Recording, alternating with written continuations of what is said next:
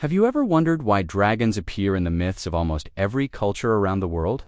From the misty mountains of China to the cold fjords of Scandinavia, these magnificent creatures have captured our imagination for centuries. But where did they come from, and why are they so different, yet so similar? Today, we're embarking on a journey to uncover the epic story of dragons in mythology. Let's start in the East. In China, the dragon, or long, is a symbol of power, luck, and prosperity. Unlike their Western counterparts, Chinese dragons are benevolent, godlike beings. They are masters of water, controlling rivers, rain, and typhoons. They're often depicted as long, serpentine creatures with the features of several animals: the head of a camel, the horns of a stag, the eyes of a demon, and the scales of a carp. The most powerful is the Dragon King, who rules the oceans from his crystal palace.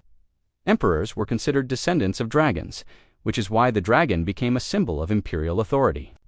The famous Dragon Boat Festival is even said to have originated from a story involving a river dragon. So, in China, seeing a dragon is a very, very good thing. Traveling westward, we arrive in ancient Mesopotamia, where we meet one of the earliest dragon-like figures, Tiamat. In the Babylonian creation myth, the Enuma Elish Tiamat is a primordial goddess of the salt water, a monstrous, chaotic sea serpent. She represents the untamed forces of nature. To create the world as we know it, the hero god Marduk had to battle and defeat her. He split her massive body in two, using one half to form the heavens and the other to form the earth.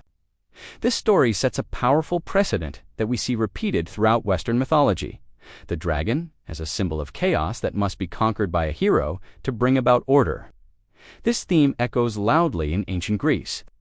While they had various monsters, the draken was a giant serpent, often with venomous breath or multiple heads.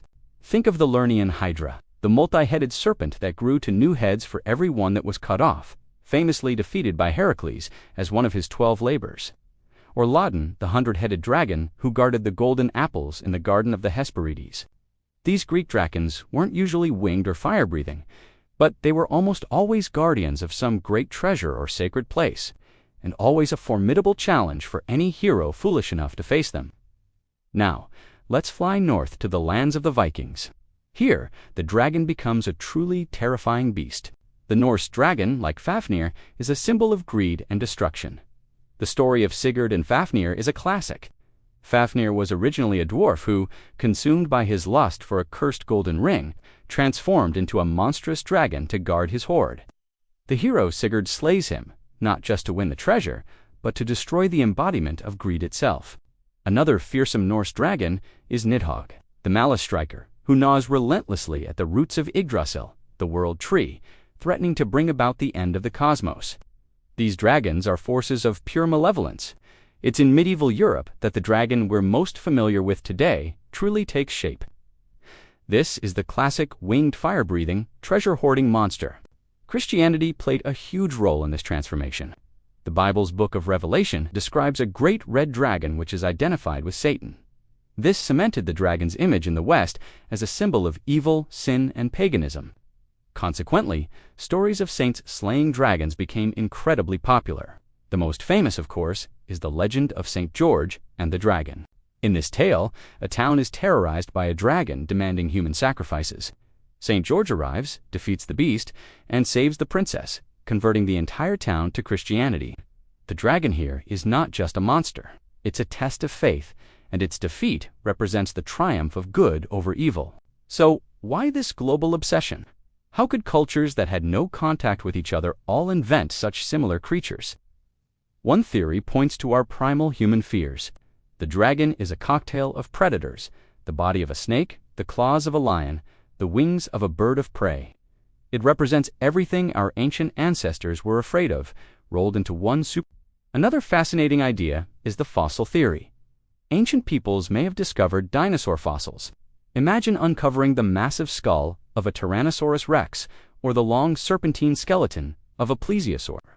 Without any knowledge of paleontology, what else could you conclude but that these were the remains of giant, monstrous dragons? It's a compelling explanation for their widespread existence in our collective folklore. From the wise and benevolent bringers of rain in Asia to the greedy, fire-breathing monsters of Europe, the dragon has worn many faces throughout history.